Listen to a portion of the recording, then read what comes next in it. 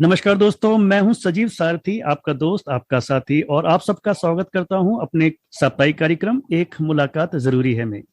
दोस्तों, आज मेरे साथ एक बहुत ही अच्छे गुणी गायक कलाकार तो हैं, लेकिन साथ ही कॉपीराइट मैन भी कहा जाता है इनको, क्योंकि जो भी परफॉर्मिंग आर्ट के लोग हैं उनके कॉपीराइट प्रोटेक्शन के लिए संजय जी ने एक लंबे समय से मूवमेंट किया है और बहुत सारी कामयाबी भी इसमें हासिल करी है।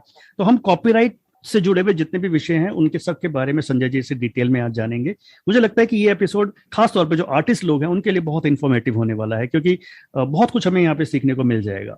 तो संजय जी, आपका बहुत बहुत स्वागत है रेडियो प्लेबैक इंडिया पर। राजीव जी नमस्कार। और आपका पहले धन्यवाद करना चाहूंगा कि आपने मुझे आमंत्रित किया इस कार्यक्रम में। और मुझे बड़ा अच्छा लगता है जब मैं ऐसे इंटरव्यू इसको नहीं गिनता हूँ, बातचीत गिनता हूँ ज्यादातर, जैसे आपने कहा। तो बातचीत करना मुझे बड़ा पसंद आता है, क्योंकि इसी माध्यम से जो है वो हम हर एक जो भी सुनने वाला होता है उस तक हम पहुंच पाते हैं। और ये बड़ा एक अच्छा एहसास होता है, मन को बड़ा अच्छा लगता है कि हम इतने लोगों से एक एक टाइम में बात कर रहे हैं। जी तो सजीव जी, मैं आपका पहले धन्यवाद करना चाहूंगा कि आपने मुझे इसमें आमंत्रित किया। और मैं हमेशा इन चीजों के लिए और आपके लिए हमेशा रहूंगा। अब आपको जो पूछना है या जिस चीज पर भी डिस्कशन करना है, अब स्टेज आपका है सजीव जी, आप बताइए। जी संजय जी, तो संजय जी, हम आपके सिंगिंग कैरियर के ऊपर पहले बात करते हैं, उसके बाद हम कॉपीराइट पे आएंगे। तो जी आप बहुत अच्छे गायक हैं, आप मुकेश के गाने गाते हैं ज्यादातर स्टेज वगैरह पे। तो मैं जानना चाहूंगा कि आपका ये जो सिंगिंग का कैरियर है ये किस तरह से शुरू हुआ और कैसे आपने मुकेश जी को चुना अपने आदर्श के रूप में। जी जी जी, अच्छा अच्छा क्वेश्चन है आपका।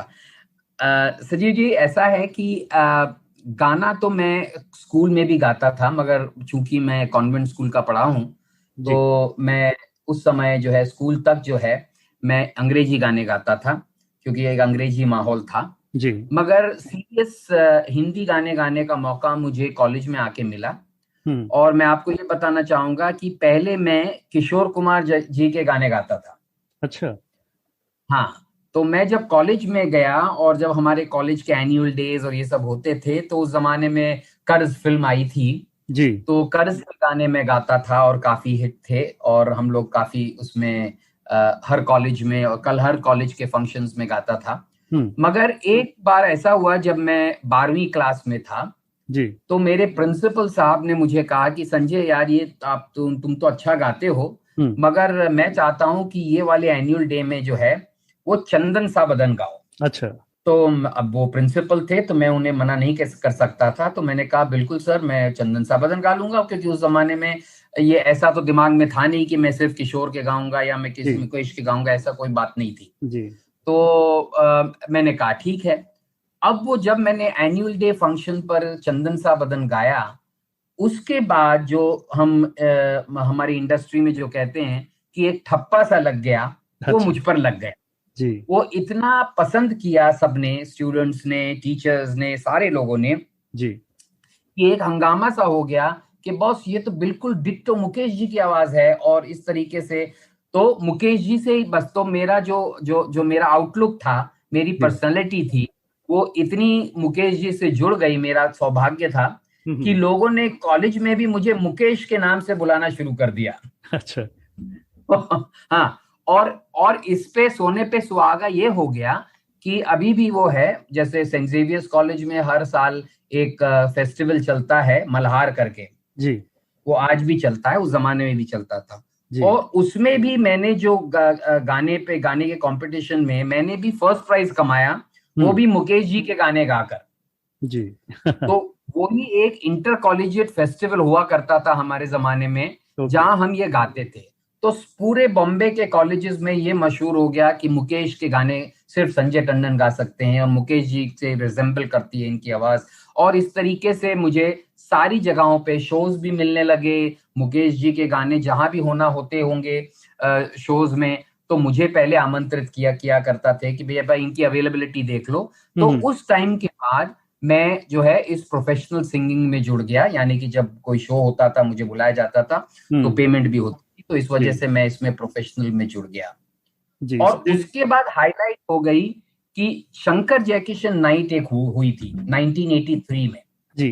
तो शंकर जयकिशन नाइट में मुझे गाने का मौका मिला। सारे बड़े दिग्गज लोग थे, मन्ना दा थे, अपना शारदा जी थी, मुन्ना अजीज साहब थे, अनुपमा देशपांडे जी थी, सब लोग थे।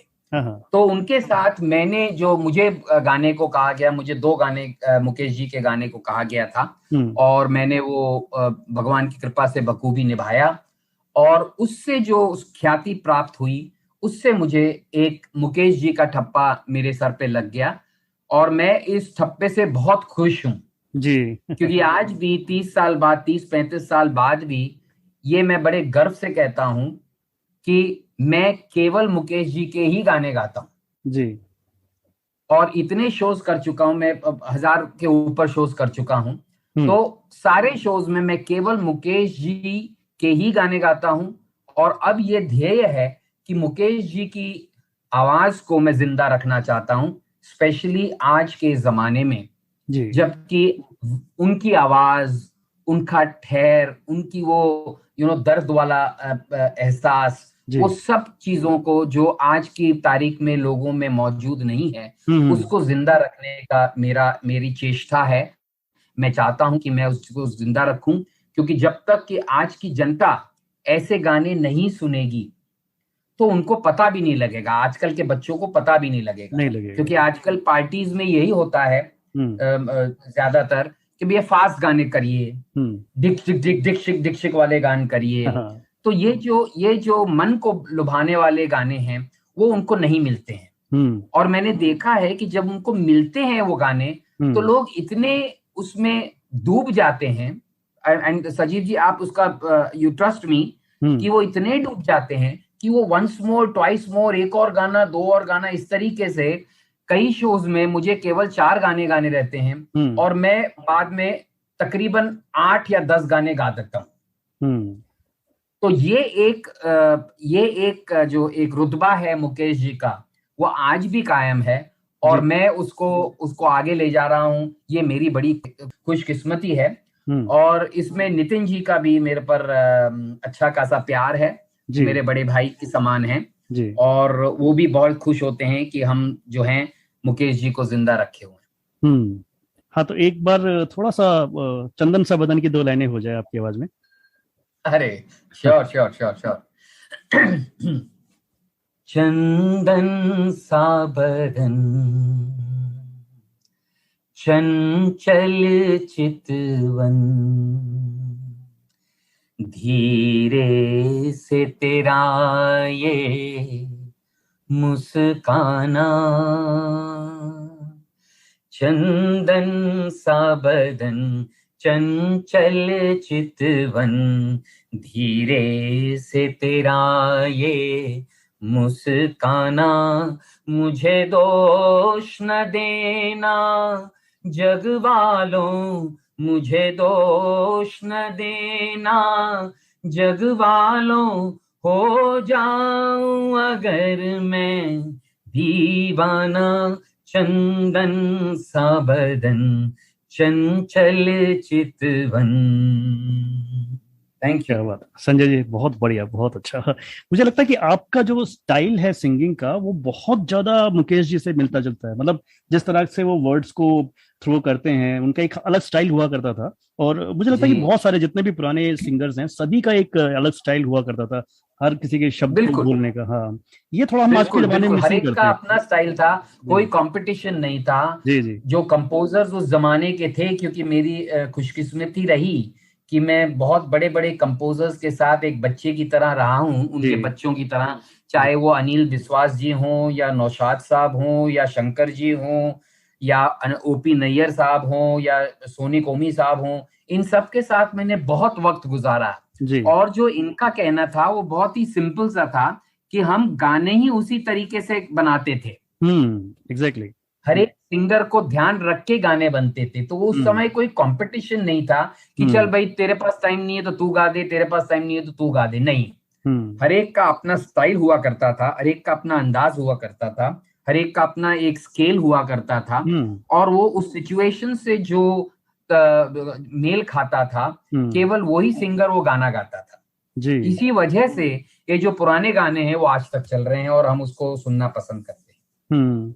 संजय जी, मैं यही बात पूछना चाह रहा था कि देखिए, जैसे अब ये आपने बताया जैसे कि जो कंपोजर्स हैं वो टेलर मेड सॉन्ग्स बनाते थे सिंगर्स के लिए, उनकी खूबियों को, उनकी कमियों को, सब चीजों को देखकर, है ना।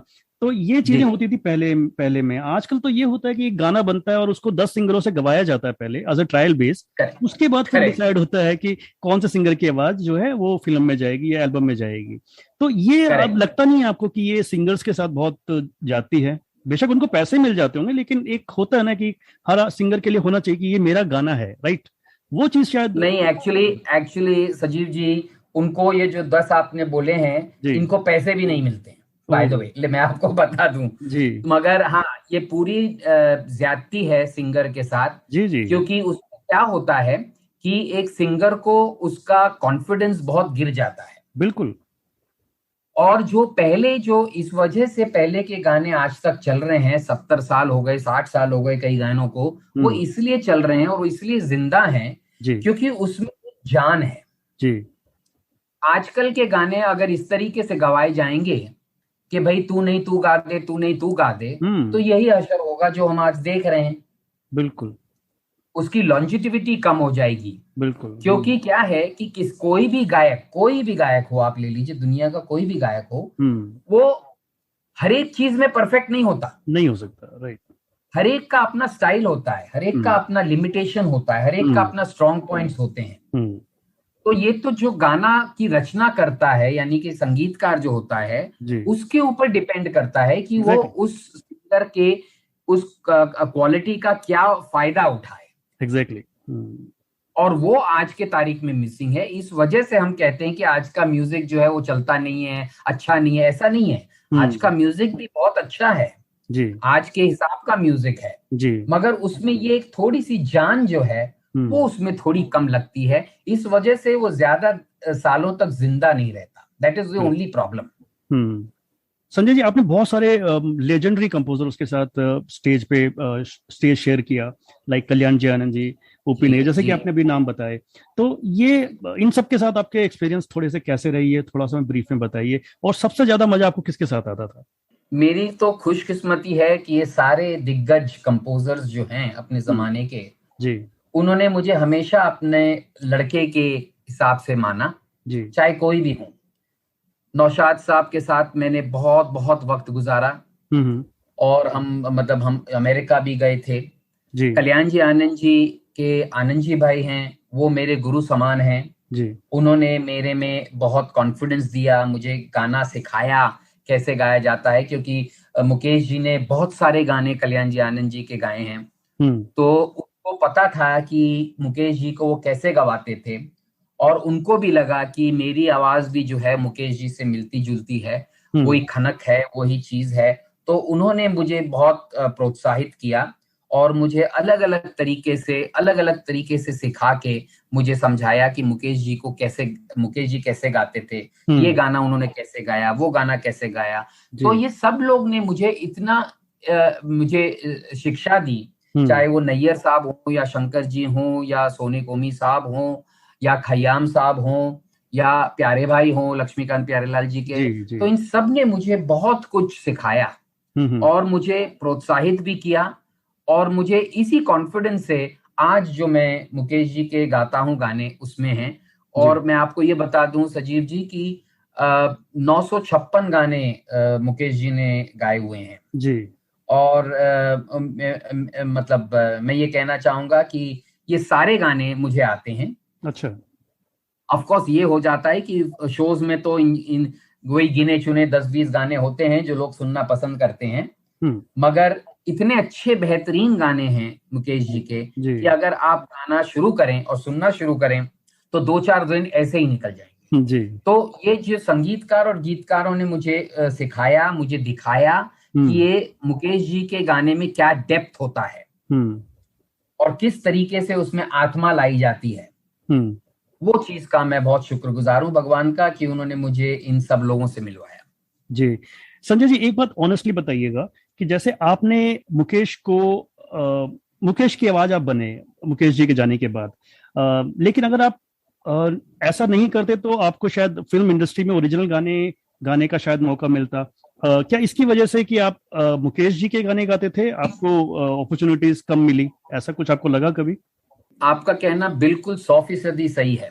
जी इनफैक्ट अगर मैं मुकेश जी के गाने गाना छोड़ देता जी तो मुझे ओरिजिनल गाने मिल रहे थे और मिलते रहते। जी जी जी मगर मैंने जो एक निश्चय किया था जी। कि नहीं, मुझे मुकेश जी, क्योंकि पता नहीं क्या, मुझे ओ, मुझे खुद ही पता नहीं, अच्छा। मगर क्यों ऐसा एक आत्मिक संबंध हाँ। मुकेश जी से हो गया। हालांकि मुकेश जी जब मैं छोटा सा बच्चा था तभी गुजर गए थे, तो पता नहीं क्या आत्मिक ऐसा कनेक्शन हो गया मुकेश जी जी के साथ जी। कि बस यही हुआ कि मुझे मुकेश जी ही पसंद है।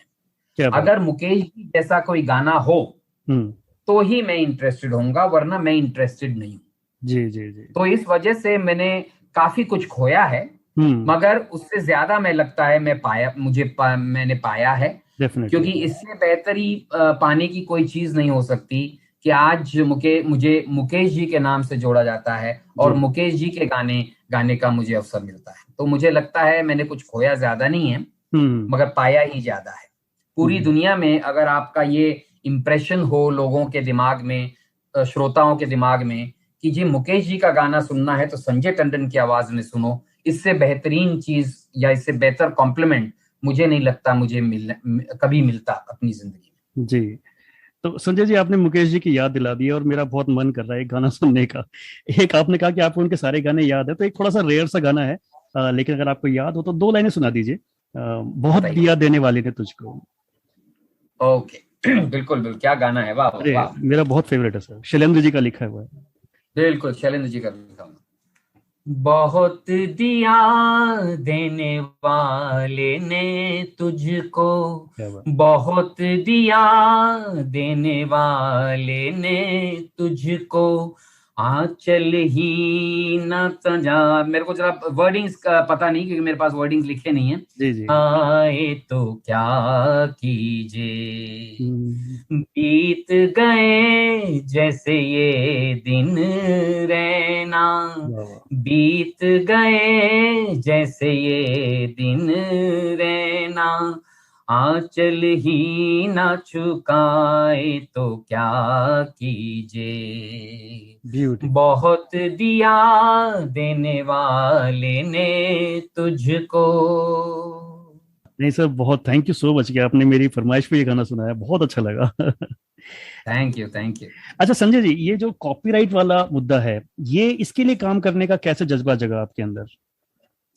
ये देखिए, मेरा यही हुआ कि जब मैं जैसे मैंने बताया कॉलेज में गाना शुरू हो गया था, मैं प्रोफेशनल सिंगिंग में भी चला गया था जी। और मुझे मौका मिला कि मैं इन सारे दिग्गजों के साथ शोज कर सकूं, उनसे स्टेज शेयर कर सकूं। तो हम्म। ये सब करीब आ गए थे। जी। और देखिए कुदरत का करिश्मा देखिए हम्म। कि मैं वैसे चार्टर्ड अकाउंटेंट और लॉयर हूं। जी। तो तो जब मैं चार्टर्ड अकाउंटेंसी कर रहा था हम्म।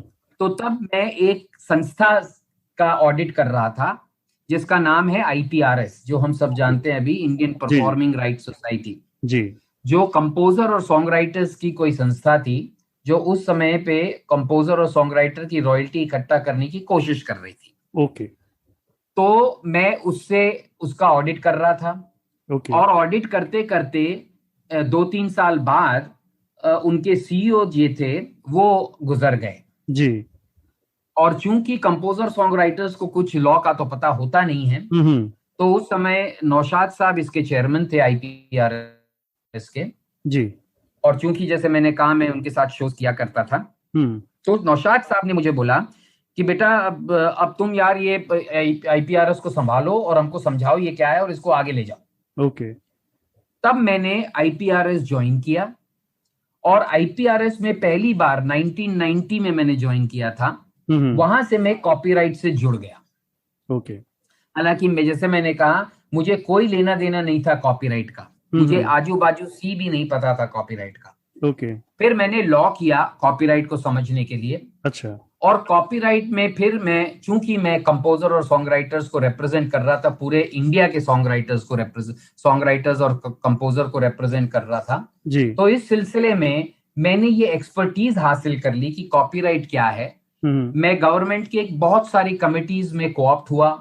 गवर्नमेंट ने मुझे अपना एडवाइजर रखा, आज भी मैं एडवाइजर हूं। और तरीके से मैं कॉपीराइट से जुड़ा और मैं संगीतकार और गीतकार के रॉयल्टी के लिए मैं लड़ा।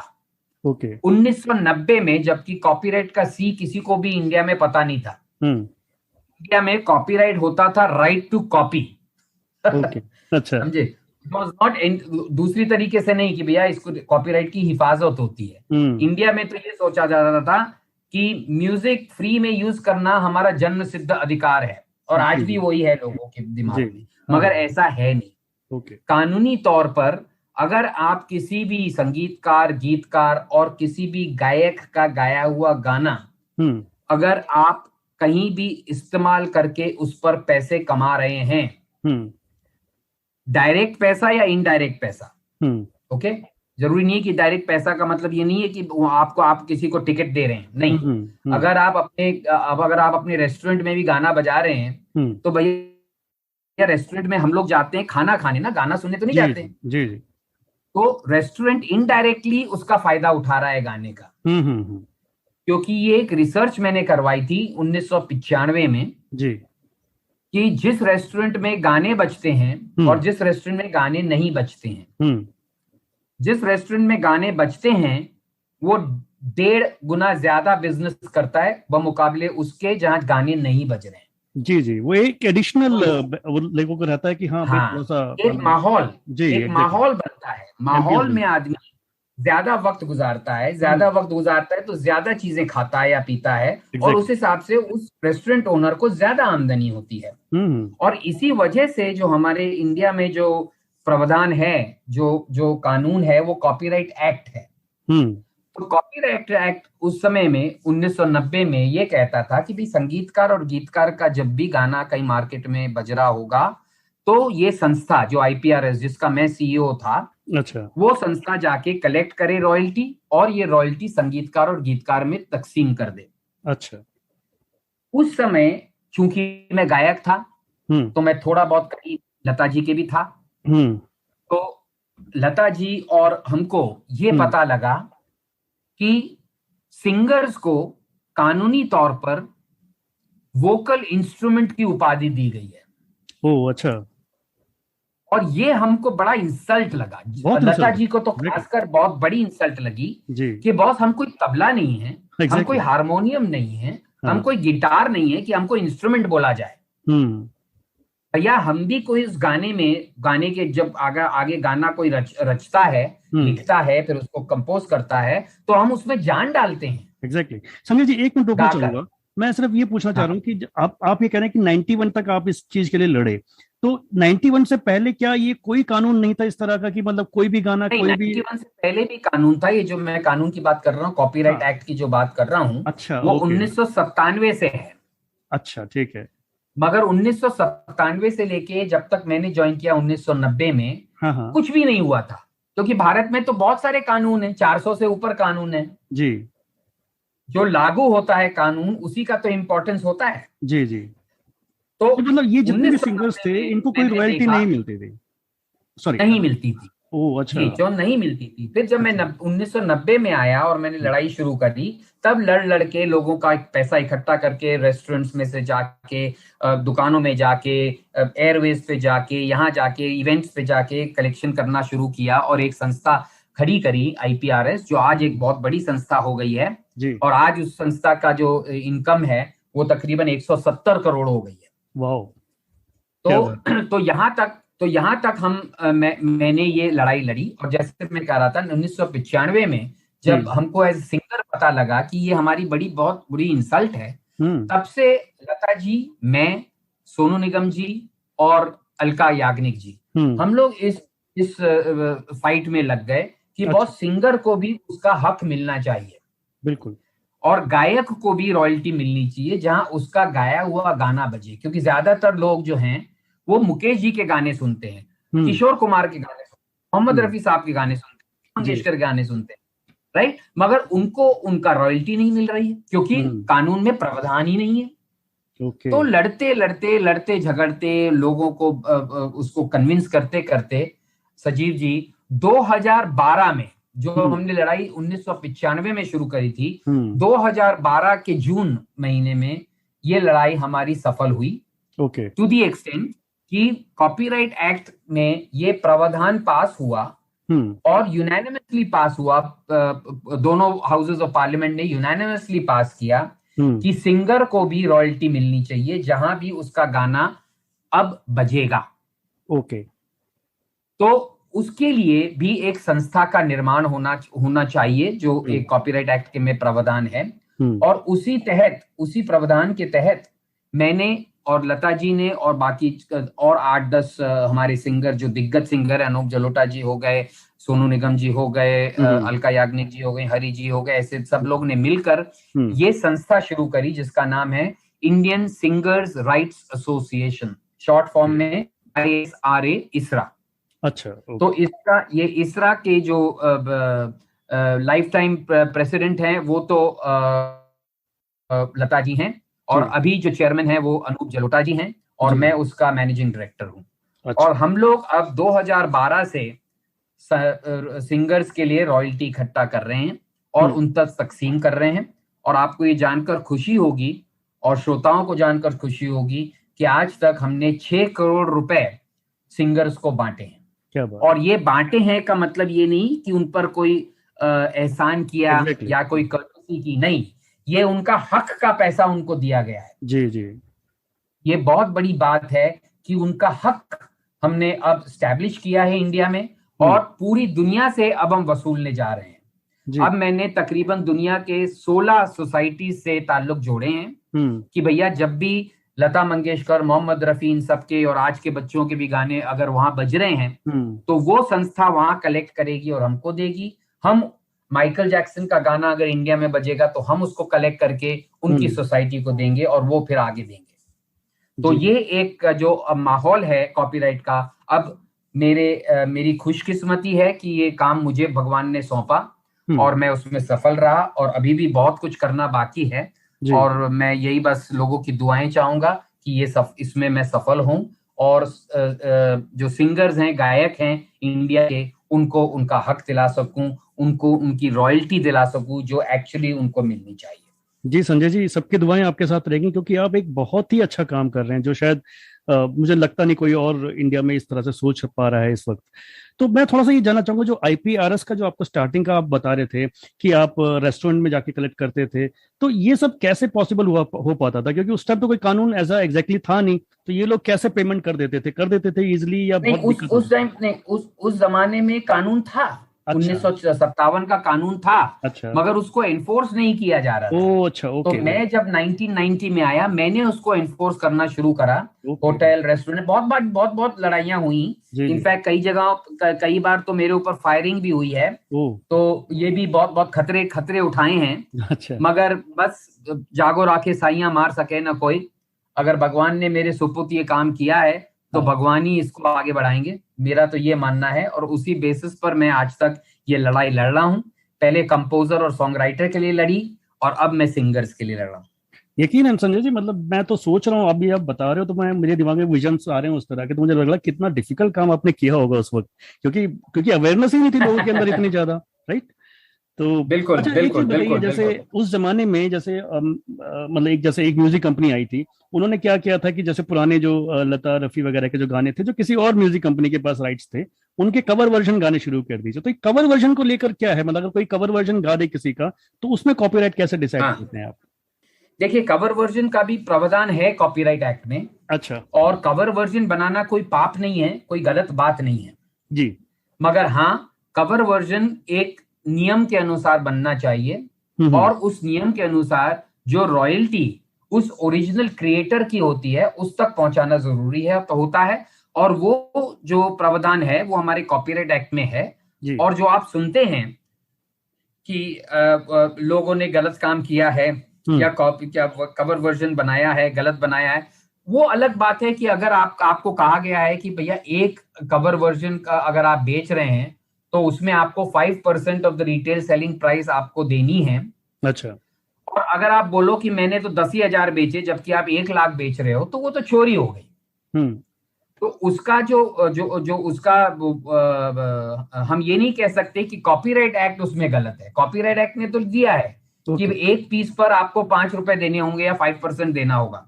अब आप बोलते हो कि मैं एक ही पीस मैंने बेचा है, तो ये आप चोरी कर रहे हो, तो उसमें तो कुछ चोरी के जो लॉज हैं वो अप्लाई होते हैं। ओके, तो इसमें कुछ सजा का भी प्राविधान है कि जैसे अगर मान लीजिए कोई आदमी। हाँ जी, कॉपीराइट एक्ट में ये बहुत क्लियरली लिखा गया है कि अगर किसी ने किसी भी संगीतकार, गीतकार या गायक के कॉपीराइट को इन्फ्रिंज किया तो उसको सजा मिल सकती है, जो मिनिमम 7 दिन से 6 महीने तक की हो सकती है। अच्छा।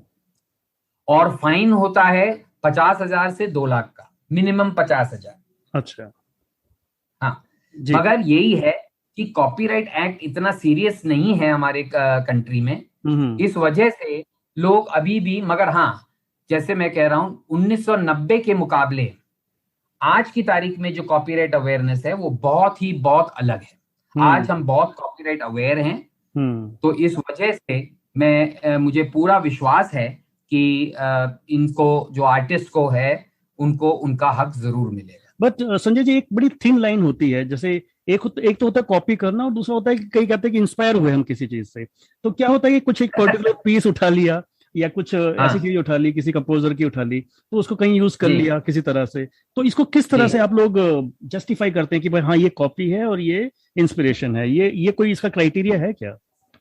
हाँ, देखिए, क्राइटेरिया ऐसा है कि कानूनी तौर पर और कोर्ट के तौर पर भी, अगर आप आप या मैं अगर एक आम आदमी की तरह किसी भी चीज को सुने और वो चीज को सुनने से हमको ये लगेगा कि ये तो वही गाना लग रहा है, तो वो कॉपी है। अच्छा।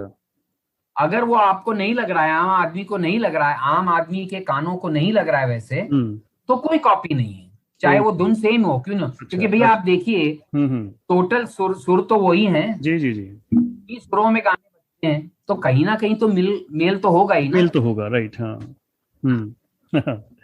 ठीक है। अच्छा संजय जी, एक चीज और बताइए, जैसे ऐसा कहा जाता है कि कॉपीराइट जो है वो 60 साल के लिए वैलिड होता है, तो ये जो 60 इयर्स वाला है, ये लागू होता है क्या यहाँ पर भी? जैसे मान लीजिए केएल सहगल जी है। बिल्कुल। अच्छा। जी बिल्कुल। हाँ, 60 साल मरने के बाद के 60 साल, मरने के 60 साल। ओके।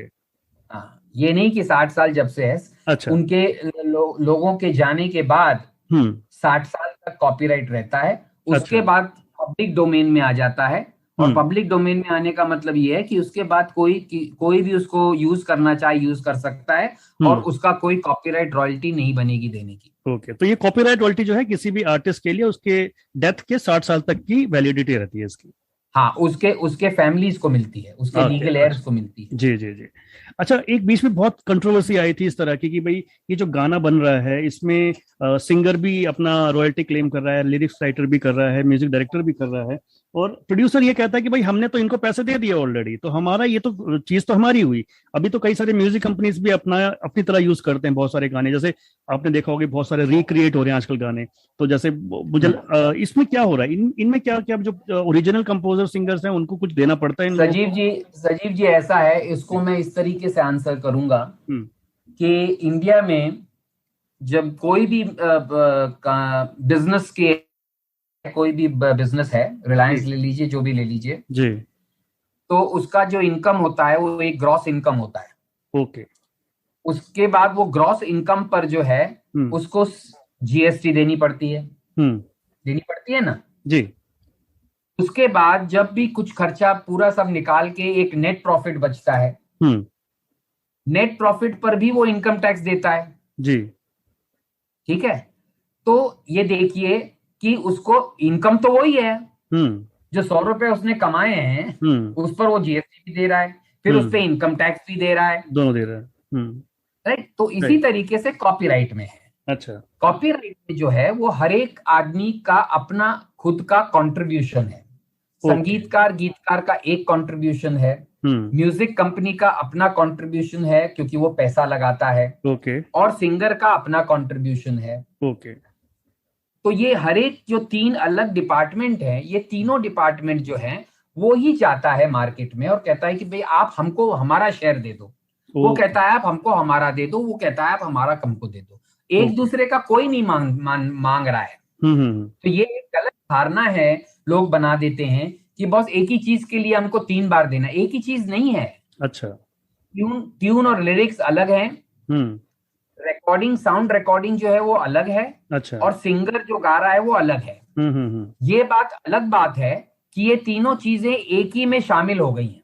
हम्म। अब दूसरे तरीके से मैं आपको समझाऊं जी। कि जब भेलपूरी बनती है तो उसमें आप सब चीज डालते हैं। आप जब सब चीजें खरीदते हैं तो पैसे देते हैं ना उसके। जी जी। इसी तरीके से अगर आपको हर एक चीज को अपने घर में, अपने क्या नाम है, दुकान में या रेस्टोरेंट में बजाना है।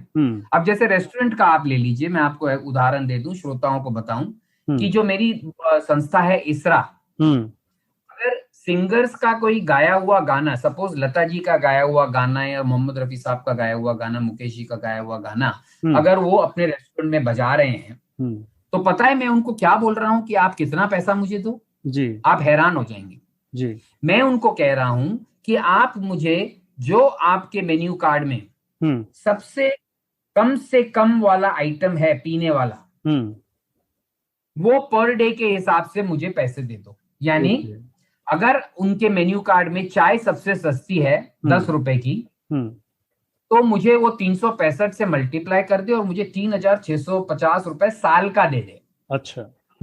बस मैं ये मांग रहा हूं। तो आपको, हमको ये शर्म आनी चाहिए कि मैं ये कह रहा हूं कि 3650 रुपए में आप 365 दिन जितने गाने बजाना चाहो बजाओ, दिन में 100-200 बजाओ, जिस सिंगर के हैं उनके बजाओ, नो प्रॉब्लम। मगर आप ये पैसा, ये हक का पैसा है, ये आप सिंगर्स की बॉडी को दो। यही हम कैसा लोग मान रहे हैं, और हम लोगों से यही कह रहे हैं कि अगर मैं रेस्टोरेंट वालों को समझाता हूं कि देखिए कॉपीराइट एक्ट में लिखा गया है कि अगर लता जी का और रफी साहब का गाया हुआ गाना अगर आप बजा रहे हो तो आपको लाइसेंस लगेगा। तो अगर सपोज आपके रेस्टोरेंट में लता जी आती आपसे पैसा मांगने, तो क्या आप उनको एक चाय नहीं पिलाते? जी एग्जैक्टली। वही मैं मांग रहा हूं। इस तरीके से तो आप चाय उनको भी पिलाते, रफी साहब को भी पिलाते, मुकेश जी को भी पिलाते, और 100 दूसरे सिंगर्स को भी पिला देते, तो 100 कप चाय हो जाती है आपकी। मैं तो 1 कप चाय मांग रहा हूं रोज। सही बात है।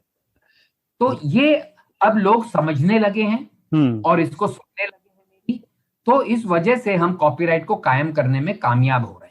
जी जी। बट मेरा सवाल ये था संजय जी कि जैसे बहुत आजकल जैसे गाने रिक्रिएट हो रहे हैं, राइट? तो जो रिक्रिएशन है, कई बार ये सुनने में आता है जो ओरिजिनल सिंगर है वो कहता है मेरे से तो कोई कंसेंट भी नहीं लिया इन लोगों ने, तो वो नहीं, इसीलिए वही चीज पे हम लड़ रहे हैं, वही चीज पर इसरा और मैं लड़ रहे हैं। अच्छा। और अब वो धीरे धीरे जो है वो चीज को सेटल होते हुए आप खुद ही देख लेंगे। अच्छा, गुड गुड, ठीक है। जो चीज 70 साल से नहीं हुई है उसके लिए थोड़ा वक्त तो लगेगा, मगर हो रहा है। बहुत लंबी लड़ाई है और आपने बहुत अच्छे से अभी तक फाइट करी है।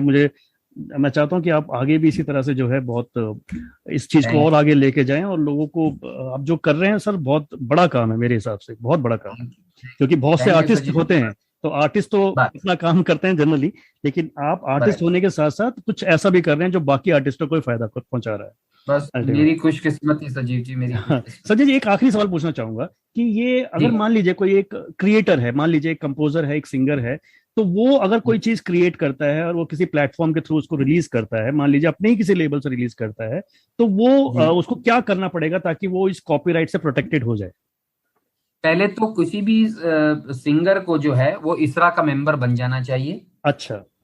और उसके लिए हमारी वेबसाइट है, वहां पे चला जाए तो वहां से सब उसको पता लग जाएगा। ओके। और हमसे संपर्क जुड़ सकता है और वो हमारा मेंबर बन सकता है जी। क्योंकि मेंबर बनने का एक ही फायदा है हमेशा कि आपको एक वन टाइम ज्वाइनिंग फी देनी पड़ती है, उसके बाद आपको सिर्फ पैसे मिला करेंगे इसरा से, आपको देना नहीं है, तो आपका नुकसान तो कुछ होना ही नहीं है। जी जी। नहीं तो ये सिर्फ सिंगर्स के लिए है या कंपोजर या लिरिसिस्ट भी जुड़ सकते हैं? कंपोजर और लिरिसिस्ट को आईपीआरएस का मेंबर बनना चाहिए, आईपीआरएस, और सिंगर्स को इसरा का मेंबर बनना चाहिए। ओके, ठीक है, ठीक है। तो ये प्रोसेस बहुत इजी है। अगर हो गए तो उनको उनकी रॉयल्टी जरूर मिलेगी। Great great great. तो Sanjay ji thank you so much कि आपने इतनी सारी बातें हमसे शेयर करी। मुझे लगता है कि बहुत सारे जो डाउट्स थे हम लोगों के दिमाग में वो आपने क्लियर किए हैं, आगे भी हम लोग, मुझे लगता है कि आगे भी शायद आपसे बात करने की जरूरत पड़ेगी हम सबको, मुझे लगता है। तो हम जरूर इस चर्चा को और आगे बढ़ाएंगे। फिलहाल टाइम के हिसाब से हमें इसको वाइंड अप करते हैं, लेकिन जाने से पहले फिर मैं एक बार आपसे रिक्वेस्ट करूंगा कि कुछ सुनाते जाइए। अच्छा। जो तुमको हो पसंद वही बात कहेंगे, क्या बात। तुम दिन को अगर रात कहो रात कहेंगे, जो तुमको हो पसंद वही बात कहेंगे, देते ना आप साथ तो मर जाते हम कभी के, पूरे हुए हैं आपसे अरमान जिंदगी के, हम जिंदगी को आपकी, हम जिंदगी को आपकी, हम जिंदगी को आपकी सौगात कहेंगे, तुम दिन को अगर रात कहो रात कहेंगे, जो तुमको हो पसंद वही बात कहेंगे। और सजीव जी, आप जो काम कर रहे हैं, इतना बेहतरीन काम कर रहे हैं और आपकी टीम के साथ इतना बेहतरीन काम हो रहा है कि मैं तो हमेशा सबको ये कहूँगा और प्रोत्साहित भी करूँगा सारे श्रोताओं को कि जो आप ये काम कर रहे हैं रेडियो प्लेबैक इंडिया के माध्यम से। रेडियो प्लेबैक इंडिया एक पॉडकास्ट है जो हर जगह मौजूद हो रहा है, अब आजकल आप कर रहे हैं सजीव जी। और मैं यही चाहूँगा अपनी श्रोताओं से कि आप जब भी इन चीज़ों को सुने, ये राइटअप्स या पॉडकास्ट या कल जो भी सजीव जी करना चाहें इसमें और तब्दीलियां, तो जब भी आप ये चीज़ों को देखें या सुने, इसको लाइक ज़रूर करें और इसको फॉलो ज़रूर करें, क्योंकि ये बहुत ज़रूरी है ये चीज़ जो है लोगों तक पहुँचे, ज़्यादा से ज़्यादा लोगों तक पहुँचे। और इससे बड़ी बात नहीं कि सजीव जी का ये जो रेडियो प्लेबैक इंडिया है ये बहुत ही महत्वपूर्ण काम कर रहा है। आज आपको इसका एहसास नहीं हो सकता है, मगर मैं आपको वादा करता हूं और पूरा विश्वास दिलाता हूं कि आइंदा से और फ्यूचर में आप देखिएगा कि ये कहां तक जाएगा। तो सजीव जी, आपको बहुत बहुत मुबारक इस चीज पे, और आप ये काम इसी तरीके से बखूबी निभाते रहिए और इसी तरीके से पॉडकास्ट करते रहिए ताकि लोग ज्यादा से ज्यादा लोगों तक आप पहुंच पाओ। Thank you so much Sanjay ji, बहुत बहुत अच्छा लगा, बहुत मजा आया आपसे बात करके। Great, good. ठीक है Sajeev ji, be in touch and let me know whatever and whenever. ठीक है ना? बिल्कुल। ओके, चलो bye, take care Sanjay ji, bye, thank you so much. Bye. नमस्कार, यह है radio playback India. Radio playback India, radio playback India.